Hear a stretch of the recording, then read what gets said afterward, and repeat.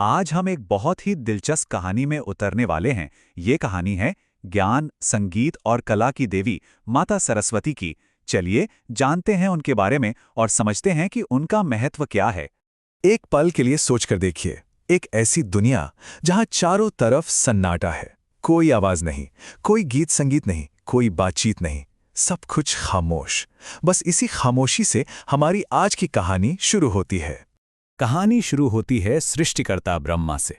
उन्होंने एक शानदार, बहुत बड़ा ब्रह्मांड तो बना दिया, लेकिन उन्हें जल्दी ही एहसास हुआ कि उनकी इस रचना में कुछ अधूरा है। ये खूबसूरत तो था, पर इसमें कोई जान नहीं थी, कोई आवाज नहीं थी, बिल्कुल खामोश। तो सवाल ये उठता है कि इस ब्रह्मांड की खामोशी को आखिर तोड़ा कैसे गया। चलिए अपने पहले हिस्से में हम उसी दिव्य पल की कहानी जानते हैं जिसने सृष्टि को आवाज दी। तो इस गहरे सन्नाटे को तोड़ने के लिए ब्रह्मा जी ने एक बहुत ही अनोखा कदम उठाया। उन्होंने अपनी ही शक्ति से सीधे अपने मुख से एक दिव्य शक्ति को जन्म दिया।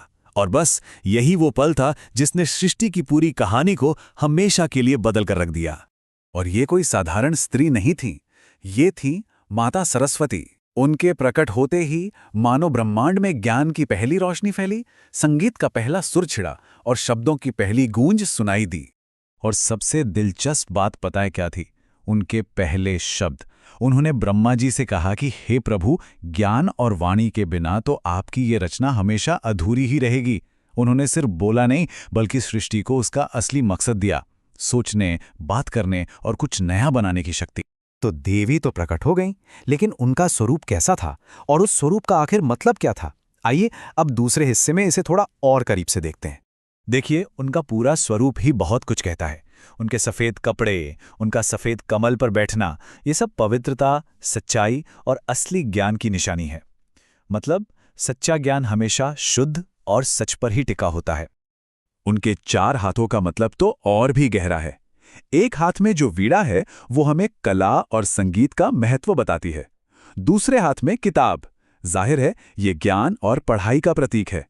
तीसरे हाथ में जो माला है वो हमें ध्यान और मन की शांति की याद दिलाती है। और चौथा हाथ, वो हमेशा आशीर्वाद देने के लिए तैयार रहता है। और हाँ, उनके वाहन को कैसे भूल सकते हैं?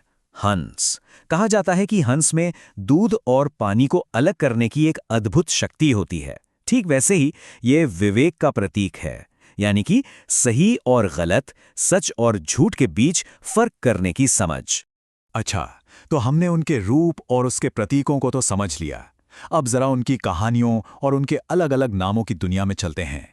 आप जानते हैं, उन्हें सिर्फ सरस्वती नहीं बल्कि कई और नामों से भी जाना जाता है। हर नाम उनके एक खास गुण को दिखाता है। जैसे विद्या की देवी, मतलब ज्ञान देने वाली। वाक देवी, यानी वाणी, हमारी बोली पर अधिकार देने वाली। और शारदा भी उन्हीं का एक बहुत ही मशहूर नाम है। कुछ पौराणिक कहानियों में ब्रह्मा और सरस्वती के रिश्ते का भी जिक्र मिलता है।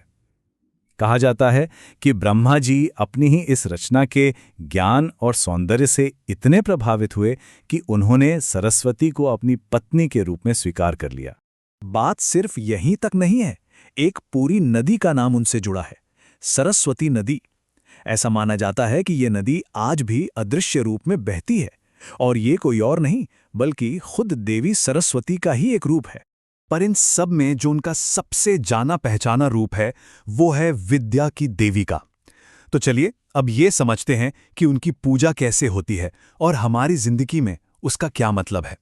भारत में एक त्योहार है वसंत पंचमी, जो पूरी तरह से उन्हीं को समर्पित है। इस दिन लोग पीले कपड़े पहनते हैं। ये रंग वसंत का भी है और ज्ञान का भी। सब अपनी किताबों की, कलमों की और संगीत के साजों की पूजा करते हैं। और एक बहुत ही प्यारी रस्म होती है, छोटे छोटे बच्चों को पहली बार अक्षर लिखना सिखाया जाता है। तो सवाल यह है कि लोग उनकी पूजा करते क्यों हैं? देखिए, ऐसी मान्यता है कि उनके आशीर्वाद से सिर्फ अज्ञानता का अंधेरा ही नहीं मिटता, बल्कि हमारा ध्यान बेहतर होता है, हमारी बोली में एक मिठास और असर आता है, और हमारे अंदर नई नई चीजें बनाने की, सोचने की, यानी कि क्रिएटिविटी जागती है। और अब हम अपनी इस चर्चा के आखिरी पड़ाव पर आ गए हैं। यहाँ हम ये समझने की कोशिश करेंगे कि सदियों पुरानी ये कहानी आज हमारे लिए इतनी जरूरी क्यों है और इसका असली सार क्या है।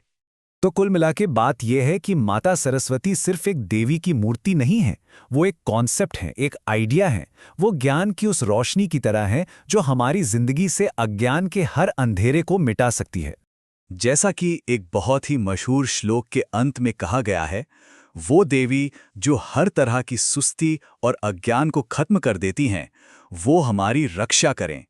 उनकी शक्ति का इससे खूबसूरत सार और क्या हो सकता है। और ये सारी बातें हमें आज के दौर के एक बहुत बड़े सवाल पे लाके खड़ा कर देती हैं। सोचिए, आज का ज़माना डिजिटल है, गूगल है, एआई है, हर जानकारी बस एक क्लिक दूर है। तो ऐसे में ज्ञान की इस देवी का क्या काम? क्या ज्ञान का मतलब सिर्फ जानकारी जमा करना है, या फिर सही और गलत में फर्क करने वाला विवेक भी जरूरी है? इस पर